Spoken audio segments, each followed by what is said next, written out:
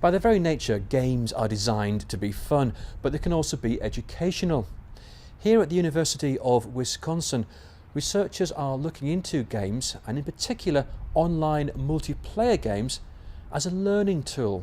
And we're really interested in gaming technologies and how they're affecting learning and then society. So we look at everything from what people are doing online, how they're playing games, how they're interacting differently, and then we look into also designing new kinds of learning environments based on those findings. Part of it is, number one, sort of really interrogating the notion that learning should only be in classrooms and only in formal environments, and we tend to think of learning and play only for young children, when in fact play is this vital component of learning for adults and young adults as well. So part of it is sort of letting play be part of our everyday life and thinking about learning as part of a play space. Now what's interesting is that that's really sort of come about because of digital technologies. So because of internet culture, because of Facebook, because of online games, etc., it turns out that people use internet mainly for their hobby spaces, their passion topics, and for play. For my generation, there's this notion of having real friends versus virtual friends, and real sort of interactions versus virtual interactions.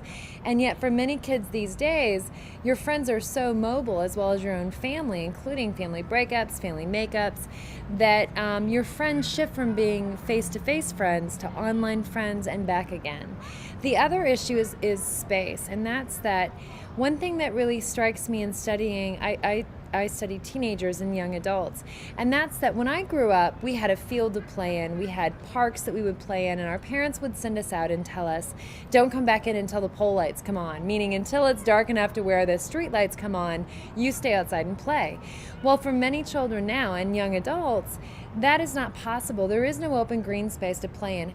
But what happens is that the online world becomes the new play world. So it becomes where you get to socialize. So what they're doing in Facebook, it's not trivial. They're actually doing all that kind of social negotiation.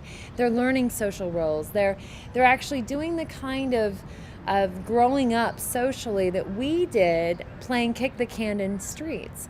But because they're not given that space to play in, instead they log into Facebook and they hang out online.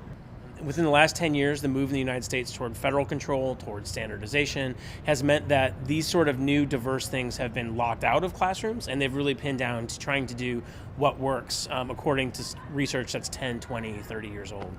What's happening with digital technology in classrooms is so woefully behind the times that if you want to actually know the potential of technology, you have to look instead at play spaces. So aspects of like video game culture are really these productive kind of fandom worlds in which kids are generating immense amounts of knowledge.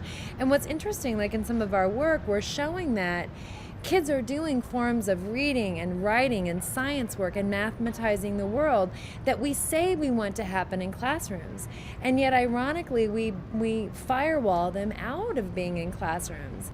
99% of our classrooms are wired, but that does not mean that teachers have computers that work, computers that are supported, the right applications, etc. For my generation, going online was a really big thing. And I remember an interview that I've had with some kids really brought this into contrast. I was talking with them about what games they play.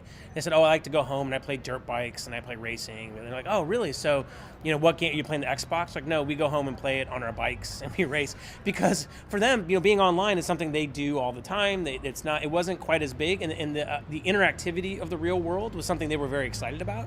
And so I think so far it looks like maybe the kids are all right. This is Guy Daniels for Connected States of America in Madison, Wisconsin.